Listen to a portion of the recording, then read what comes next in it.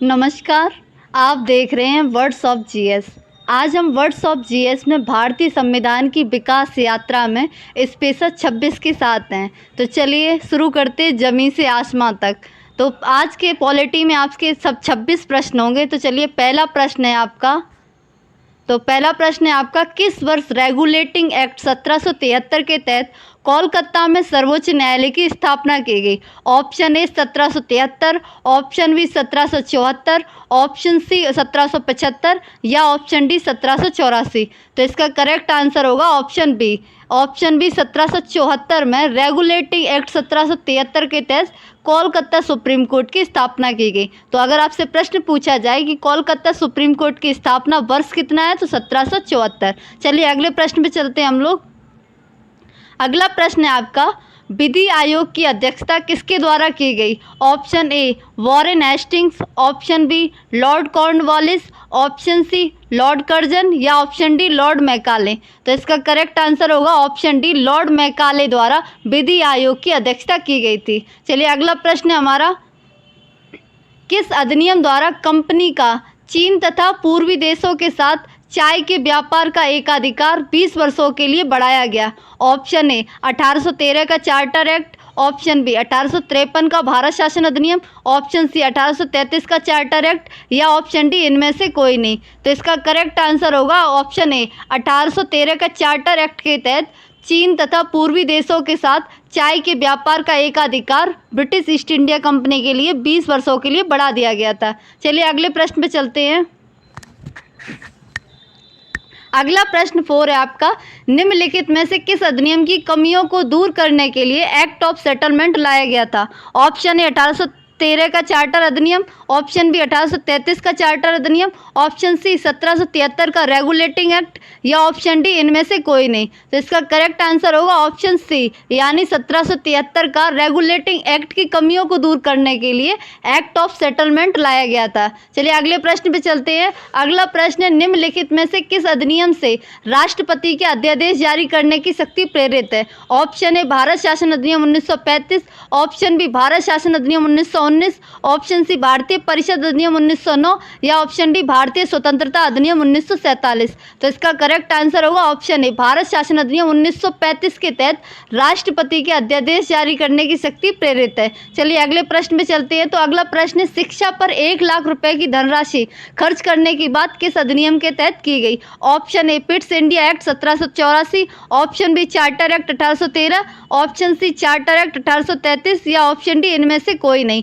तो इसका correct answer होगा ऑप्शन बी, चार्टर एक्ट 1813 के तहत शिक्षा पर 1 लाख रुपए की धनराशि खर्च करने की बात की गई थी। अगले प्रश्न पे चलते हैं। अगला प्रश्न हमारा, निम्नलिखित में से किस अधिनियम द्वारा भारतीयों को विधान परिषद में बजट पर बहस करने की शक्ति प्राप्त हुई? तो ऑप्शन ए भारत शासन अधिनियम 1919, ऑप्शन बी भारतीय परिषद अधिनियम 1909, ऑप्शन सी भारतीय परिषद अधिनियम 1861 या ऑप्शन डी भारतीय परिषद अधिनियम 1892। तो इसका करेक्ट आंसर ऑप्शन डी होगा, भारतीय परिषद अधिनियम 1892 के तहत भारतीयों को विधान परिषद में बजट पर बहस करने की अनुमति प्राप्त हुई। अगले प्रश्न पे चलते हैं।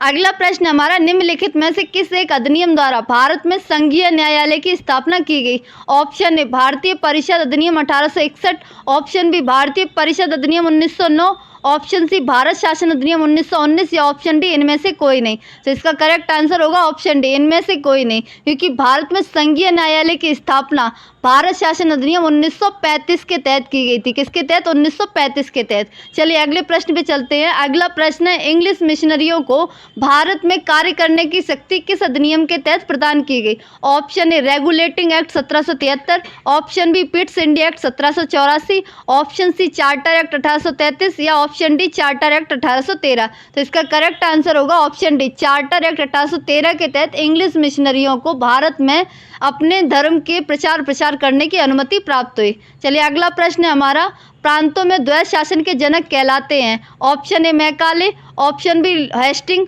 ऑप्शन सी लॉर्ड मिंटो या ऑप्शन डी लियोनेस कर्टिस। तो इसका करेक्ट आंसर होगा ऑप्शन डी, लियोनेस कर्टिस प्रांतों में द्वैत शासन के जनक कहलाते हैं। अगला प्रश्न है हमारा, गवर्नर जनरल की कार्यकारिणी में नियुक्त होने वाले प्रथम विधि सदस्य थे? Option A B N Rao, option B B R Ambedkar, option C Satyendra Prasad Sinha या ऑप्शन डी तेज बहादुर संप्रू। तो इसका करेक्ट आंसर होगा option C Satyendra Prasad Sinha governor general की कार्यकारिणी में नियुक्त होने वाले प्रथम विधि सदस्य थे और ये पहले भारतीय सदस्य भी थे विधि आयोग में शामिल होने वाले। चलिए अगला प्रश्न 12 हमारा, किस अधिनियम द्वारा केंद्रीय विधान परिषद में मुस्लिम वर्ग के लिए पृथक निर्वाचन की व्यवस्था की गई? ऑप्शन ए 1919 के भारतीय शासन अधिनियम द्वारा, 1909 के भारतीय परिषद अधिनियम द्वारा, ऑप्शन सी 1892 के भारतीय परिषद अधिनियम द्वारा या ऑप्शन डी 1853 चार्टर अधिनियम द्वारा। तो इसका करेक्ट आंसर होगा ऑप्शन बी 1909 के भारत परिषद अधिनियम द्वारा मुस्लिम वर्ग को पृथक निर्वाचन क्षेत्र प्रदान किया गया। इसे ही मार्ले मिंटो सुधार के नाम से जाना जाता है। चलिए अगला प्रश्न, भारत में दास प्रथा को गैर कानूनी किस अधिनियम के तहत घोषित किया गया? ऑप्शन ए भारत शासन अधिनियम 1858, option B Pitt's India Act 1784, option C Charter अधिनियम 1833 या ऑप्शन डी चार्टर अधिनियम 1853। तो इसका करेक्ट आंसर होगा ऑप्शन सी चार्टर अधिनियम 1833 के तहत भारत में दास प्रथा को गैरकानूनी घोषित किया गया। अगला प्रश्न है हमारा, भारतीय शासन में पहली बार संभागीय प्रणाली यानी पोर्टफोलियो सिस्टम की शुरुआत किस अधिनियम के तहत की गई? ऑप्शन ए भारत शासन अधिनियम 1919, ऑप्शन बी भारत शासन अधिनियम 1935, ऑप्शन सी भारत शासन अधिनियम 1861 या ऑप्शन डी भारत शासन अधिनियम 1858। तो इसका करेक्ट आंसर होगा ऑप्शन सी भारत शासन अधिनियम 1861 के तहत भारत में पोर्टफोलियो व्यवस्था या संभागीय प्रणाली की शुरुआत की गई। चलिए अगला प्रश्न है हमारा, ब्रिटिश क्राउन का शासन भारत में किस अधिनियम के तहत लागू किया गया? ऑप्शन ए भारत शासन अधिनियम 1858, ऑप्शन बी भारत शासन अधिनियम 1919, ऑप्शन सी भारत शासन अधिनियम 1953 या ऑप्शन डी भारत शासन अधिनियम 1909। तो इसका करेक्ट आंसर होगा ऑप्शन ए भारत शासन अधिनियम 1858 के तहत भारत में ब्रिटिश क्राउन शासन की स्थापना की गई। अगला प्रश्न हमारा, बजट पर बहस करने का अधिकार किस अधिनियम के तहत प्रदान किया गया? ऑप्शन ए भारत शासन अधिनियम 1858, option B Charter Act 1813, option C Charter Act 1833 या ऑप्शन डी भारत परिषद अधिनियम 1892। तो इसका करेक्ट आंसर होगा ऑप्शन डी भारत परिषद अधिनियम 1892 के तहत जो बजट पर बहस करने की छूट है ये प्रदान की गई। अगला प्रश्न, जो कि वर्तमान म्यांमार को भारत से अलग किस वर्ष किया गया? ऑप्शन ए भारत शासन अधिनियम 1935, ऑप्शन बी भारत शासन अधिनियम 1919, option C Pitt's India Act 1784, option D Charter Act 1813। तो इसका करेक्ट आंसर होगा ऑप्शन ए भारत शासन अधिनियम 1935 के तहत बर्मा को भारत से अलग किया गया। आपको बता दें, अगर सन पूछी जाए किस वर्ष अलग किया गया तो 1937 में। कब? 1937 में इसे भारत से अलग किया गया।